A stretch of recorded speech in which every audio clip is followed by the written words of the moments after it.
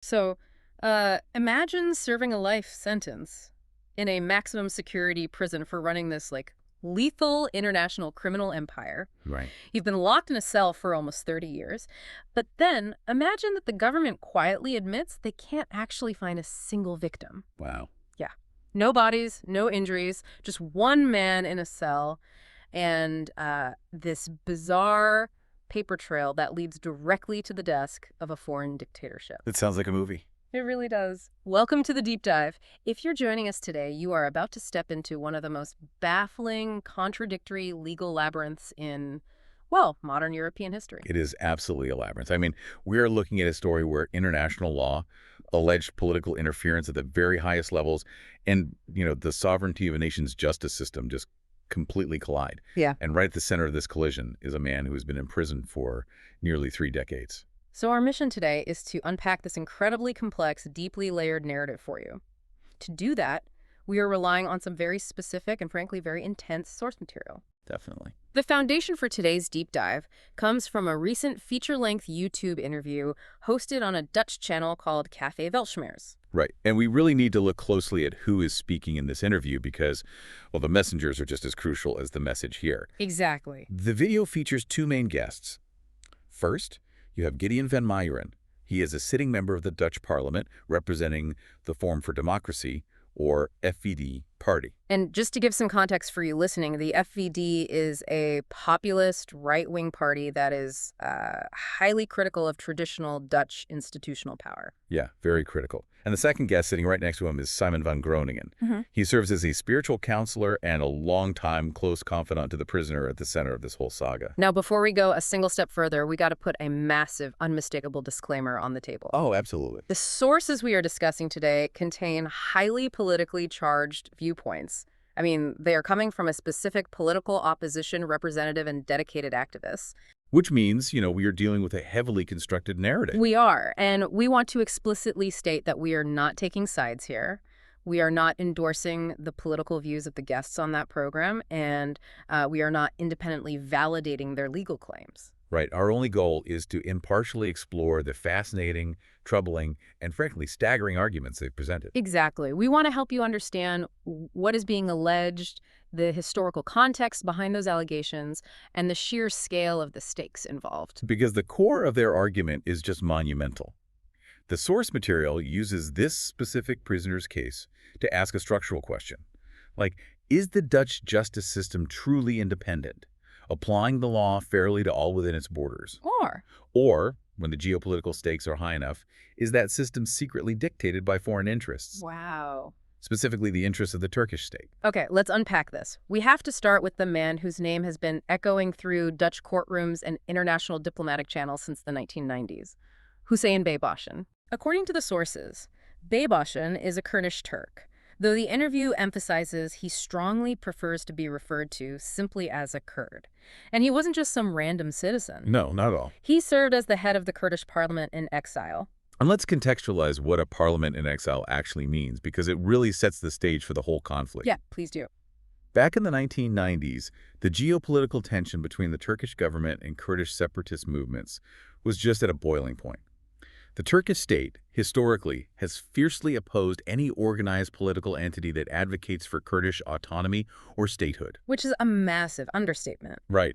The sources even draw a parallel, claiming Turkey's stance on Kurdish political identity borders on the severe historical stances they took regarding the Armenians. That's intense. So when you have a prominent, highly visible political figure like Baybaşin actively working for a Kurdish state, Right. and doing so on the global stage, he is essentially public enemy number 1 for Ankara.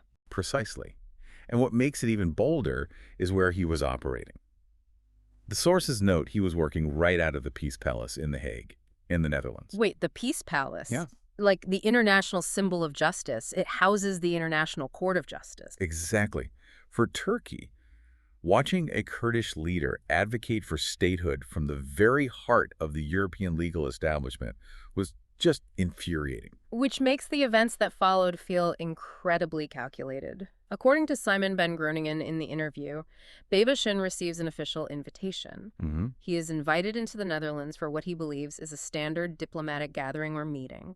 He accepts, he travels, and the very second he crosses the border, Yeah. he is arrested, just like that.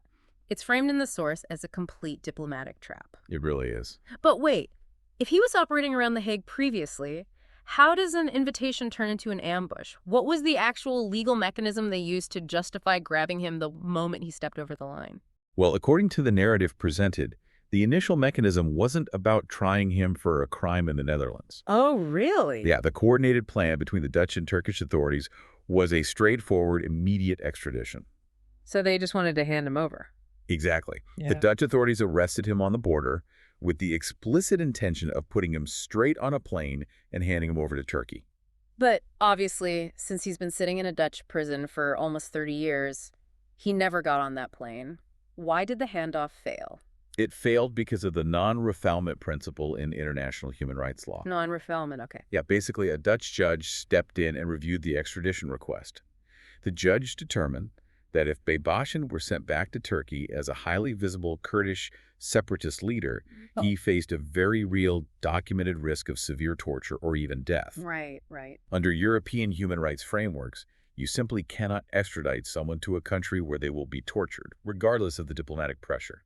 So the legal threshold to block the extradition was firmly met. Okay, so the Dutch government is suddenly stuck.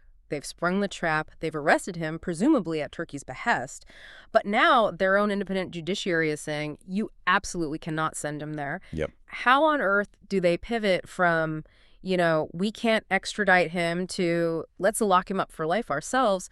That is a massive leap. The sources allege it was a pivot born out of sheer geopolitical necessity. The backup plan, they argue, was to try him domestically. If they couldn't send him to a Turkish prison, they would just put him in a Dutch one. Wow. Yeah. Under a variety of complex pretexts and charges involving organized crime and drug trafficking, they initiated a trial in the Netherlands. And it wasn't a minor trial. They secured a life sentence. He goes through the initial trial, the appeals process, and is condemned to spend his natural life behind bars. Right. He has now served roughly 28 or 29 years. Now, if you are listening to this, the natural assumption is, well, if a modern European court hands down a life sentence, the evidence must be airtight. You don't get life for jaywalking. But this is where the source material brings in some incredibly heavy hitters to shatter that assumption. We are introduced to Professor Ton Dirksen. What's fascinating here is Ton Dirksen's involvement. It's what elevates these claims from a fringe conspiracy theory to a matter of serious scientific and legal debate. Who exactly is he? He is an emeritus professor of the philosophy of science. His entire career is built on applying rigorous, cold, mathematical logic to criminal evidence. He analyzes how investigators and prosecutors draw conclusions, and he hunts for logical fallacies. And he has a very specific, very famous track record. The sources bring up the Lucia de B case. For listeners outside the Netherlands, can you explain why Ton Dirksen's role in that case makes his opinion on Baybaşin so explosive? Oh, absolutely. The Lucia de Burke case is widely considered one of the worst miscarriages of justice in modern Dutch history. Lucia was a pediatric nurse who was convicted of murdering multiple infants and elderly patients. Awful. Yeah, and she was sentenced to life in prison. But here's the thing. The prosecution's case wasn't built on eyewitnesses seeing her commit murder. It wasn't. No, it was built on statistics. They argued that the number of deaths that occurred during her shifts was a statistical impossibility, a cluster so unnatural that she just had to be killing them. They essentially convicted her with math. Flawed math. Ton Dirksen looked at the case and realized the prosecutors and the original medical experts had committed a massive statistical fallacy. Like what? They had cherry-picked the data. They ignored all the shifts she worked where nothing happened, and they completely miscalculated the probability of natural deaths in a critical care ward. That's terrifying. Dirksen scientifically dismantled the prosecution's entire foundation. Because of his relentless, peer-reviewed work, the justice system was forced to admit they were wrong. Lucia de Burke was fully exonerated. He is like the ultimate dragon slayer when it comes to flawed convictions. And according to Gideon van Meijeren in the interview, Ton Dirksen has turned that same analytical laser onto the Hüseyin Baybaşin case. He really has. He has written multiple books on it, and his conclusion is wild. Dirksen claims the evidence against Baybaşin wasn't just misunderstood, like in the Lucia case. Right. He claims it was actively manipulated. Specifically, the entire conviction rests on translated wiretaps.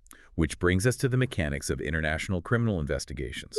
Wiretaps are notoriously dangerous pieces of evidence when you're dealing with different languages, cultural dialects, and coded political speech. How so? Like if I say, let's go harvest the field, how does that turn into a criminal charge? Exactly like that. Translating a covert conversation isn't like translating a restaurant menu. It requires heavy interpretation. Okay, I see. The sources cite Dirksen's analysis, which alleges that the Dutch and Turkish authorities actively coordinated to mold and twist these translations. To fit a narrative. Exactly. Let's say Baybaşin, speaking in Kurdish, uses an idiom about cleaning up the neighborhood in a political sense. A biased translator working with prosecutors who desperately want a conviction can interpret cleaning up as a coded militarized order to eliminate rivals. Dirksen argues the transcripts were systematically distorted to make Baybaşin sound like he was directing a violent mafia rather than, just engaging in political organizing.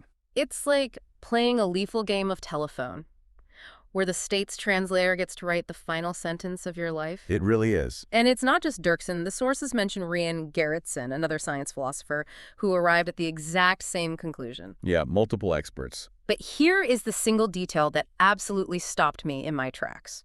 You have a man serving a life sentence.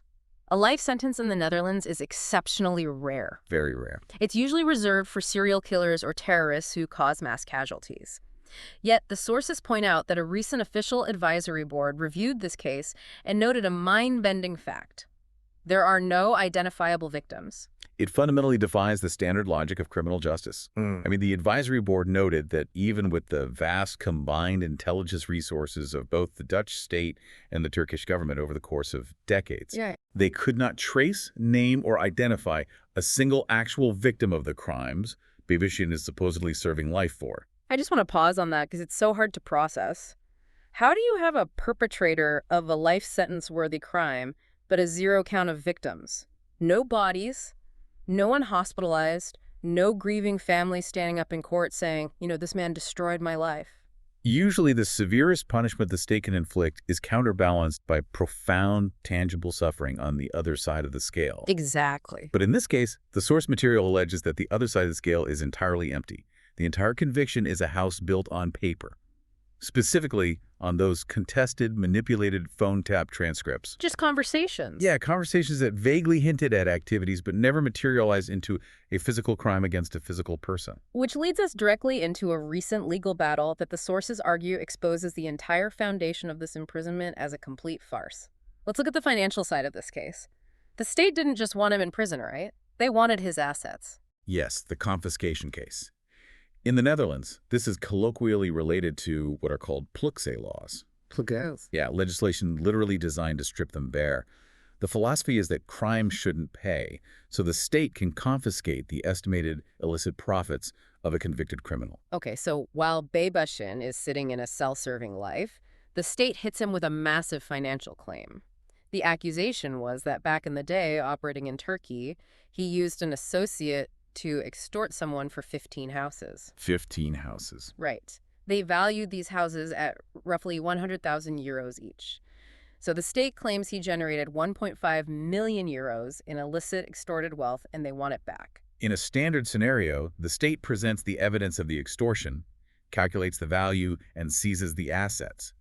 But the sources reveal a shocking reversal when this specific confiscation claim went to the appeals court. What happened? Baybaşin actually won the appeal. And he didn't win on a technicality, right? He won because of what the supposed victim did. Correct. The supposedly extorted individual. The guy he allegedly robbed. The very person the Dutch state claimed had been violently threatened and robbed of 15 houses actually came forward to testify. And their testimony completely dismantled the prosecution's narrative. What did they say? They testified under oath that they were not a victim whatsoever. They stated that the transaction involving the houses was entirely normal, voluntary, and commercial. Wait, really? In fact, they claimed that in exchange for the 15 houses, they received plots of land that were actually worth more than what they gave up. They essentially said, I wasn't extorted, I made a profit. That is insane. So the state builds a 1.5 million euro confiscation case based on violent extortion, and the victim raises their hand and says, actually, it was a great real estate deal, I came out ahead. Exactly. And because of this, the financial penalty was reduced to practically nothing. But this is where I have to push back, or at least voice the glaring contradiction that any listener must be feeling right now. If the core financial crime, the actual tangible transaction that supposedly proves he was operating a criminal enterprise, has been debunked by the victim in a court of law, how does the criminal life sentence still exist? That is the big question. Right. I mean, the sources clearly state the criminal conviction relied on the exact same foundational evidence, the exact same wiretaps. If the math on the financial side collapses, why doesn't the criminal side collapse with it? That is the ultimate legal paradox of the Hüseyin Baybaşin case. And to understand why the system refuses to correct it, we have to look at Dirksen's theory of state self-preservation. The state self-preservation. Dirksen argues that the Supreme Court's refusal to overturn the criminal conviction has nothing to do with the evidence anymore. It has to do with protecting the institution. How so? Like, how does keeping him in prison protect the institution? Think about it like discovering a massive foundational crack in a skyscraper. The system doesn't want to fix the crack, because doing so requires admitting to all the tenants that the building they live in isn't structurally sound. Ah, I see. So they just keep putting fresh wallpaper over it. That's a great way to look at it. But they fixed the crack in the Lucia de B case. They let her out. Yes, but the Lucia de B case was a different kind of crack. When the state admitted they were wrong about her, it was framed as a tragic, well-meaning mistake. Right, just a math error. Exactly. A statistical error made by prosecutors who misunderstood complex math. The system could apologize, compensate her, and promise to implement better scientific oversight. It was an institutional oops. A catastrophic oops, but an honest one. Precisely. But Dirksen and the sources argue that Baybaşin's case is a totally different beast. If the Supreme Court admits today that Baybaşin is innocent, they cannot blame a calculator. Right, because of the wiretaps. Because the evidence wasn't just misunderstood. The allegation is that it was intentionally forged and manipulated in coordination with a foreign power. Which is huge. Admitting his innocence would require acknowledging active, top-level political corruption. It would mean confessing that the Dutch justice system allowed itself to be used as a proxy jailer for a foreign dictatorship for 3 decades. The fallout wouldn't just be a red face for a local prosecutor. It would be a geopolitical earthquake. It would shatter public trust in the independence of the judiciary. Exactly. The source material suggests that the establishment is terrified of that fallout. In their view, the state has calculated that covering up a 30-year conspiracy is less damaging to the institution than admitting it happened. It's no longer a criminal imprisonment. It is a political containment. Which makes the timeline of what happened in 2023 so profoundly heartbreaking. Because despite all this dark systemic maneuvering, the sources show that recently it seemed like the system was finally, quietly preparing to let him go. It did seem that way. We have to look at the glimmer of hope that appeared last year. To understand that hope, we really need to talk about the Adviescollege Levenslang Gestraften, or the Advisory Board for Life Sentences. Right. Why is a board suddenly looking at a case from the 90s? It stems from human rights law, specifically rulings by the European Court of Human Rights, the ECHR. Under Article 3 of the European Convention on Human Rights, torture and inhuman or degrading treatment or punishment are strictly prohibited. Okay. Over the years, the ECHR has developed jurisprudence, often referred to in legal circles regarding the right to hope, that sentencing someone to life in prison without any realistic prospect of ever being released is fundamentally inhumane. Oh, I see. To lock a human being in a concrete box and throw away the key forever, stripping them of all hope, violates their basic human dignity. Even for the absolute worst offenders. Even for them. The ECHR dictates there must be a mechanism for review. So the Netherlands was forced to institute a procedure. Now, after a prisoner has served 25 years of a life sentence, this advisory board steps in. And what do? Crucially, their job is not to relitigate the original trial. They don't look at whether the person was guilty or innocent. Their sole mandate is to assess the prisoner in the present day. Like, does keeping this person in a cell serve any legitimate penal purpose anymore? What are the criteria they use to figure that out? They assess several risk factors. Is the person still a danger to society? Are they a flight risk? Is there a risk of recidivism? And heavily, they look at the victims. Oh, right. Is there a risk of retaliation from victims, or conversely, a risk that the prisoner will seek revenge on the victims or their families? Okay, so the board reviews Baybaşin. He's been in for over a quarter a century. What is their verdict? The board's ruling was unequivocal. They determined that keeping Hüseyin Baybaşin locked up served absolutely no purpose whatsoever. None. None. They found no flight risk. They found zero risk of him reoffending. And returning to our earlier point, because there are no identifiable victims in his case, there was inherently zero risk of victim trauma or retaliation. So they just said, let him go. The board officially advised the government to begin the reintegration process with the ultimate stated goal of full release. And the source material paints a picture of his life in prison leading up to this that completely shatters the illusion of a dangerous mafia boss. Up until recently, he was housed in PI Lillestad. Right. PI stands for Penitentiary Inrichting, basically a standard penal institution.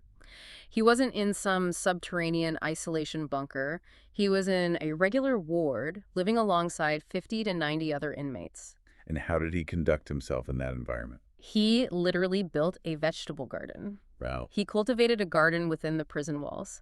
The interview details how he grew produce and regularly provided fresh fruit salads for the prison guards. He was universally respected by the guards, the staff, the administration. That's quite the image. It wasn't just that they tolerated him, they actively appreciated his presence.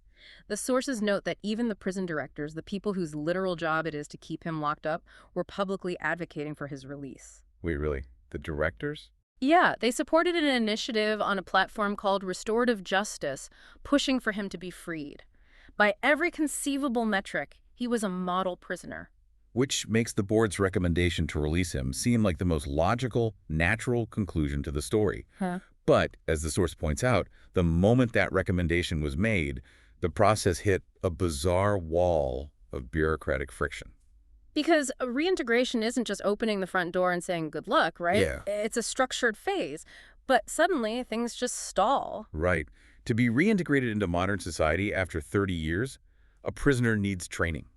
The world has changed drastically since the 1990s. Oh, yeah. The sources mentioned he was supposed to receive Dutch language lessons and basic digital skills classes, how to use a smartphone, how to navigate the internet, how to use digital banking, basic survival skills for the 21st century. Makes sense. But the administration mysteriously continually delayed providing these simple lessons. They just couldn't seem to get the paperwork together to give him a computer class. Right. It sounds exactly like deliberate slow walking. Like, oh, sorry, the forms are lost, maybe next month. But despite that friction, the sources say he still made progress. He did. He successfully completed several escorted leaves. He was allowed to physically leave the prison walls under supervision to visit specific locations, and every single one of those leaves happened flawlessly. No attempts to flee, no trouble. He did everything right. He played perfectly by the rules, and the clock was ticking down. The final decision for his actual pardon and release was scheduled for late March, March 27th, to be exact. Freedom was literally weeks away. A date was on the calendar. Just weeks. And then, out of nowhere, the entire narrative violently derails. Just as the door to the outside world is creaking open, a bizarre series of events slams it shut and bolts it from the outside. And if we analyze the pretext for this sudden reversal, using the details provided by the experts in the source material, it is, frankly, staggering in its flimsiness. Let's walk through the timeline as the sources laid out, because the sequence of events is crucial. It starts in late December. There is a sudden, violent incident in Germany. Baybaşin's nephew is shot while sitting in his car. A tragic, violent event, certainly. But it is happening in a completely different sovereign country, involving a family member, not Baybaşin himself. Right. But shortly after that shooting in Germany, a message appears on Twitter. The account uses Baybaşin's name, and the tweet aggressively calls for revenge against the people who shot his nephew. Okay. Because of this single tweet, the Dutch authorities immediately start aggressively tapping Baybaşin's prison phone calls. And in those wiretaps, they hear him asking his family and contacts on the outside, "Who shot my nephew?" Now let's break down this pretext piece by piece, as the sources do. First, the Twitter account. The activists and his lawyer emphatically point out that Baybaşin, sitting in a Dutch cell, has absolutely zero access to the internet. None at all. He doesn't have a smartphone. He could not physically have authored or sent that tweet. And beyond that, isn't there a massive issue with fake accounts in this political space? Yes, huge. The mechanics of digital political activism and sabotage are heavily at play here. His lawyer has documented dozens of known verified fake accounts, bot farms essentially, that use his name and image to stir up trouble, push various agendas, or make him look militant. So it could be anyone. Exactly. The idea that the Dutch state would take a random tweet from an unverified account as absolute proof of his intent is highly suspect. Okay, I hear that on the tweet, but what about the phone calls? They tapped his line, and he did ask who shot his nephew. Isn't that evidence of him trying to orchestrate something? He asked for information, which, as the sources argue, is a completely normal human reaction to a family member being targeted by gun violence. Sure. But the sources provide the crucial missing context to those wiretaps. While he asked what happened, he also actively instructed his Kurdish supporters to stand down. Yes. He explicitly, clearly told them to remain calm, to absolutely not seek revenge, and to place their trust entirely in the German justice system to handle the police investigation. He wasn't inciting violence. He was actively de-escalating a volatile situation. And the people running his prison knew this, right? Yep. The director of PI Lelystad didn't just ignore it. No, the director did their job. According to the source material, the director of PI Lelystad formally investigated the entire December incident. They looked into the Twitter post, reviewed the intelligence in the wiretaps, and officially ruled that it had absolutely nothing to do with Baybaşin. Wow. The director officially cleared him and stated on the record that his reintegration process could and should continue without interruption. So the person in charge of his daily incarceration says he's clear, it's fake, keep moving him toward his release date. But that is not what happens. Instead, a completely disproportionate, shocking reaction comes down from above. A truly draconian intervention. Out of nowhere, the state steps in. Baybaşin is abruptly pulled out of his normal ward in Lelystad. He's taken away from his vegetable garden, separated from the guards he has built a rapport with, and he is transferred to the intensive supervision ward in Alphen aan den Rijn. We really need to explain what the intensive supervision ward actually is to understand the severity of this move. This isn't just moving him to a different cell block. What is it then? This regime is often compared to the EB, the extra Beveiliging Richting in Welt. It is the absolute strictest, harshest, most isolating regime in the entire Dutch penal system. It is specifically designed for extreme terror suspects, cartel bosses who order assassinations from inside, or highly dangerous, violently disruptive inmates. And they take a near 70-year-old man who is just making fruit salads and throw him into this environment. The sources go out of their way to emphasize the sheer psychological cruelty of these conditions. We're talking about total systemic isolation. It's intense. Let's paint the picture for the listener of what his legal defense looks like now. His own lawyer, Adele Vanderplas, comes to visit him. In a normal prison setting, a lawyer and client sit at a table, they review case files, they prepare their arguments. Right. In this new intensive supervision ward, she is forced to speak to him through a thick, reinforced glass wall. And they are under constant, unbroken camera surveillance. Yes, cameras watching and recording their every movement. But here's the most absurd part. They are completely forbidden from exchanging any physical documents. Not a single piece of paper. How on earth do you mount a legal defense against a labyrinthine 30-year international case when you can't even slide a piece of paper across a table to your client? You can't. It effectively neutralizes his ability to legally defend himself or to fight his arbitrary placement in that specific ward. It completely isolates him from his own legal counsel. And his contact with his family is practically severed. He is granted a grand total of 10 minutes of phone time per week, 10 minutes to maintain ties with the outside world. But the sources highlight a detail that feels particularly intensely cruel. It's the language barrier. Oh, this is a devastating putative detail.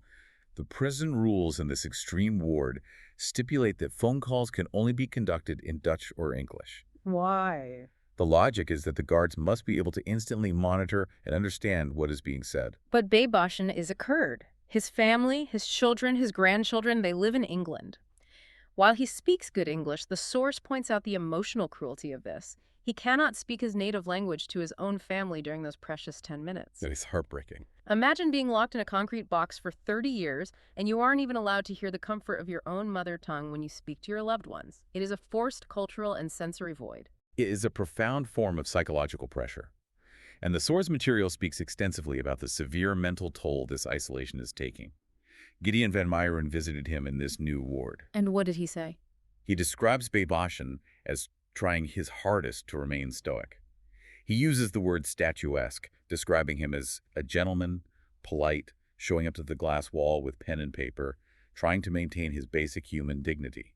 He isn't ranting or complaining, he is just meticulously stating the facts of his case. But beneath that statuesque exterior, the reality is incredibly dark. Very dark. Yeah. The sources cite recent official psychiatric reports that warn this sudden extreme isolation is rapidly degrading his mental health.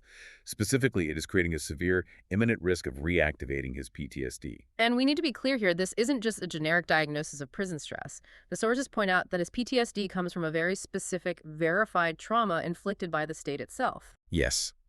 Earlier in his imprisonment, many years ago, Baybaşin was held in the EB, that extra security institution we mentioned. The conditions he endured there were so brutal, so psychologically damaging, that he actually took the case to the European Court of Human Rights. And what happened? He won. The ECHR officially recognized that Baybaşin was subjected to treatment equating to torture by the Dutch state during his time in the EB. By the state. That is an official, internationally recognized human rights violation on his record.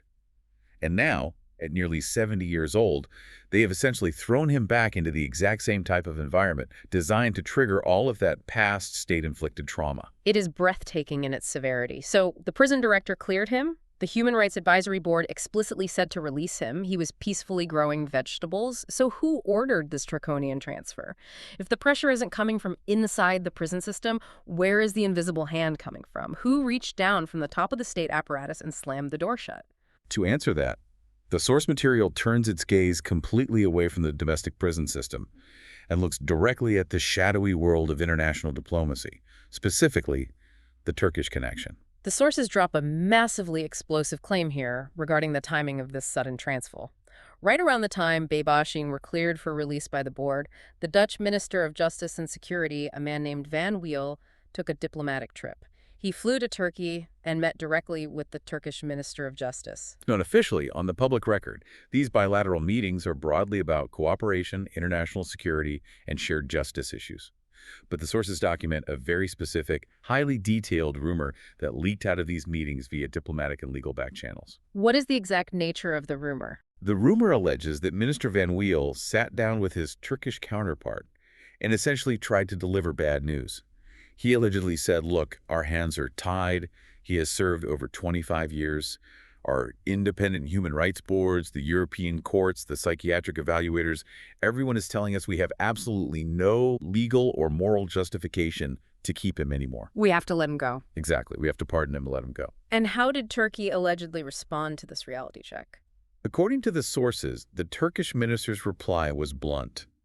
He allegedly stated that releasing Hüseyin Baybaşin was unthinkable. Unthinkable. It was a completely unacceptable outcome for the Turkish state, regardless of what Dutch human rights boards had to say. So if this rumor is true, a foreign government tells a Dutch minister that following Dutch law is unthinkable, and almost immediately after, the prisoner is pulled from his garden and thrown into solitary confinement. It's quite the coincidence. Now, if you're listening, you might think, okay, that's a hell of a conspiracy theory based on a leaked rumor. Governments don't operate like mafia bosses. But Gideon and Meijeren insists this isn't a theory.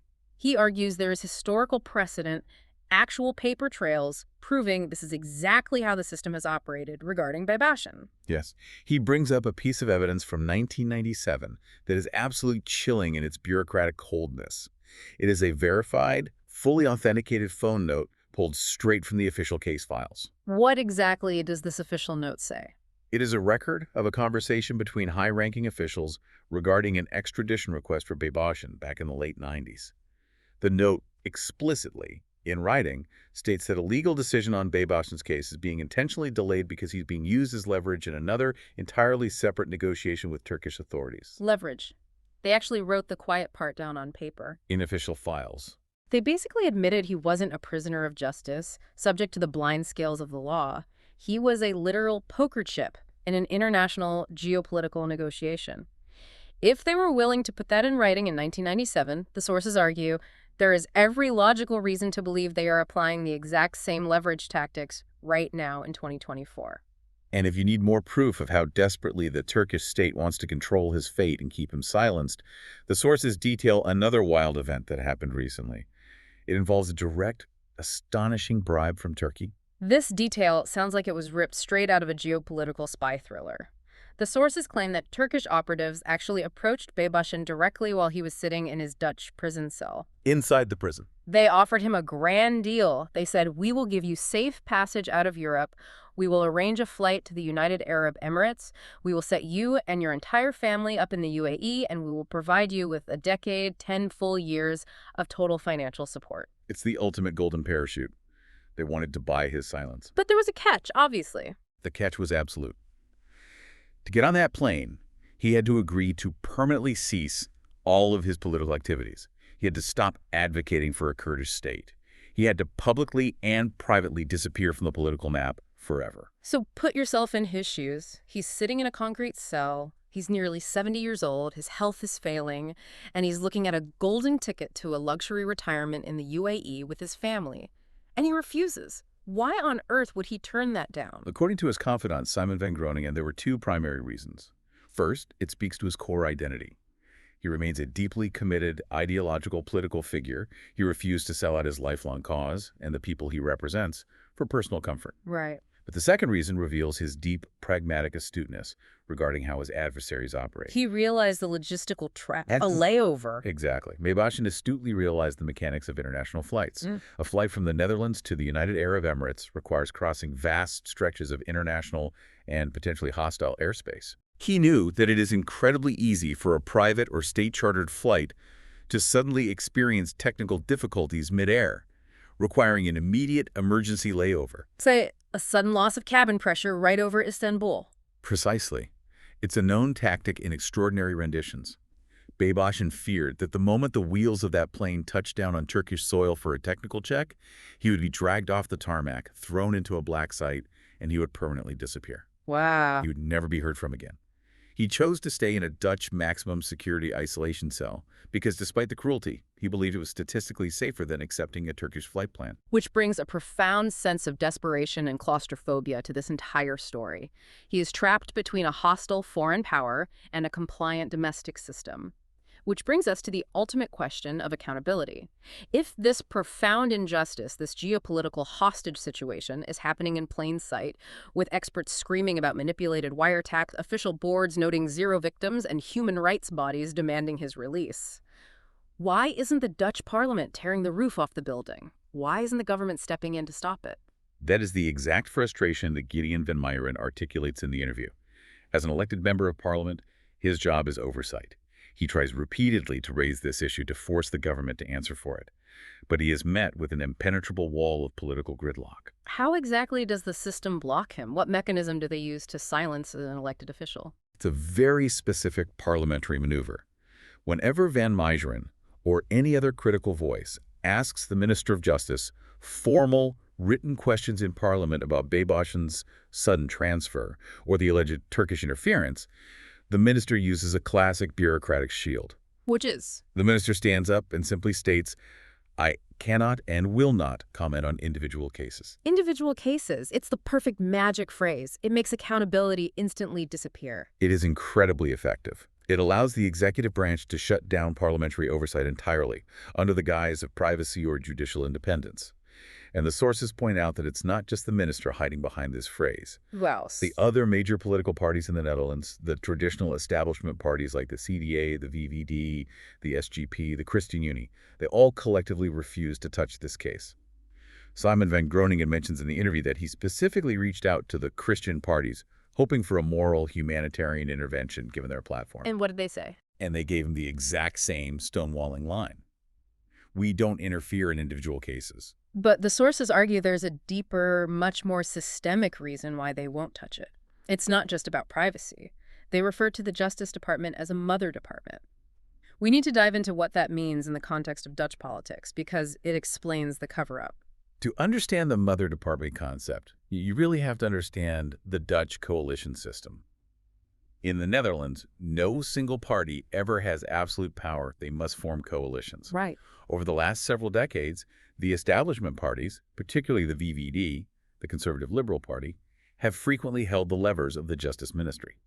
This ministry is considered a mother department because it holds vast structural foundational power over the state apparatus. It controls the police, the public prosecutors, the intelligence services, and the prison system. It is the absolute fortress of state authority. Exactly.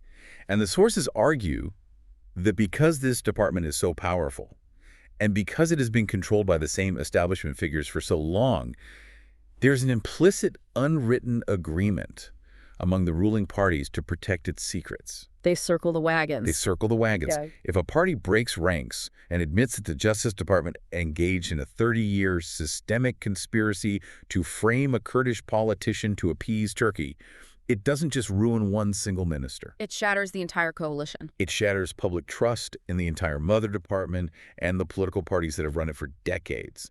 The scandal would be so catastrophic it could collapse the government. Yeah. So they are protecting the system from its own past geopolitical deals.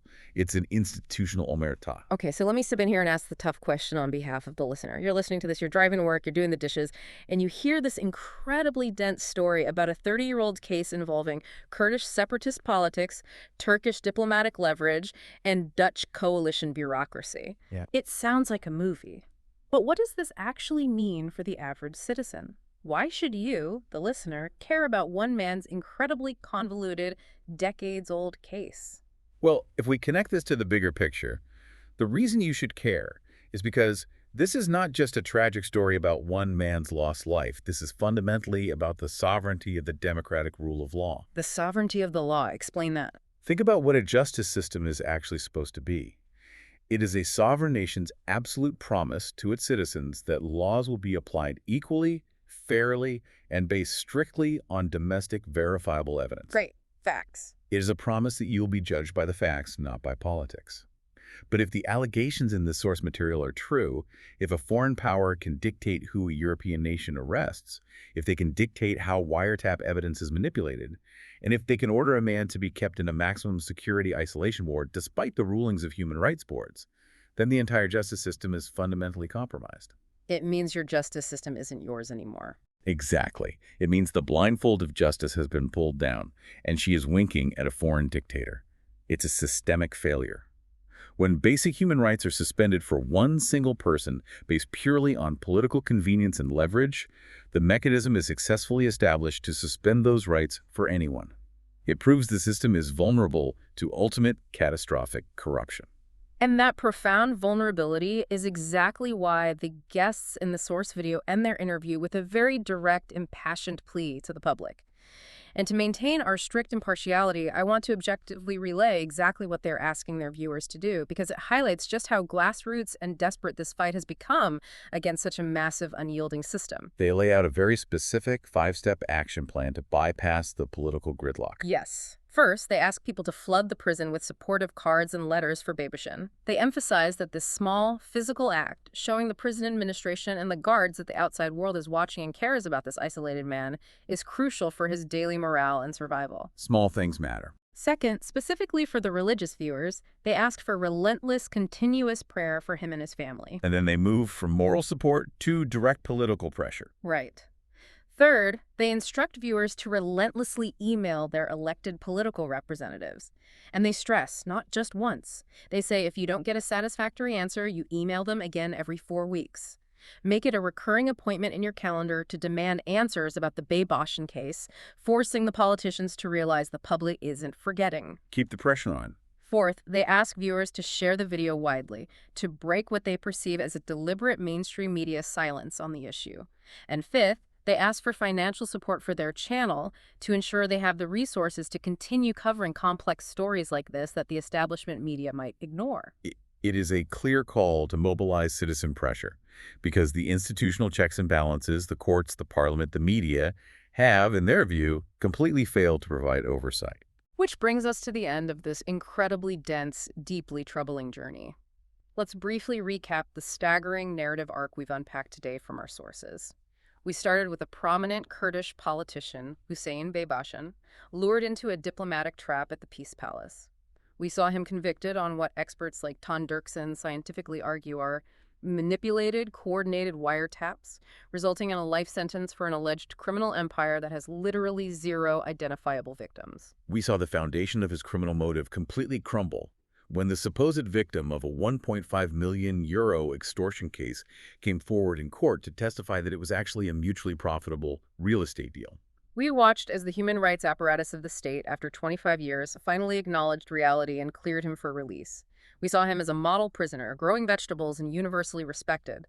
And then, just weeks before his scheduled pardon, on the flimsy pretext of a fake Twitter account, a pretext thoroughly dismissed by his own prison director, he is abruptly, violently thrown into the most draconian, isolating regime in the country. Just brutal. Denied the sound of his native language, denied his lawyer's physical documents, and risking the return of severe PTSD from past state-inflicted torture. And all of this, the sources allege, was orchestrated at the behest of a foreign government to maintain geopolitical leverage, protected by a wall of silence from a parliament that is terrified of exposing the systemic corruption of their own mother department. It is a story that challenges us to look very closely at the cracks in the foundation and what happens behind the closed doors of international diplomacy, because a justice system is only as strong as its transparency. The moment it begins to operate in the shadows, serving geopolitical masters instead of the law, it ceases to be justice entirely. Which leaves us with a final, chilling thought to mull over. We discussed Dirksen's theory that admitting error here would expose massive political corruption. But take that logic one step further. If the Dutch Supreme Court were to finally, today, admit that this conviction was fundamentally corrupt from day one, the financial, diplomatic, and political fallout would be catastrophic for the state. Unimaginable. Reputations would be destroyed, international treaties might shatter, and ruling governments could literally fall. This raises a terrifying question for all of us. At what point does a justice system make the cold, calculated decision that covering up a 30-year mistake is more important than the life of an innocent man? How many more years of a human life is the state willing to trade for its own survival? It is a question that should keep all of us awake at night. Thank you for joining us on this incredibly complex, demanding deep dive. Keep asking the tough questions, keep looking past the surface of the official narrative, and we will see you next time.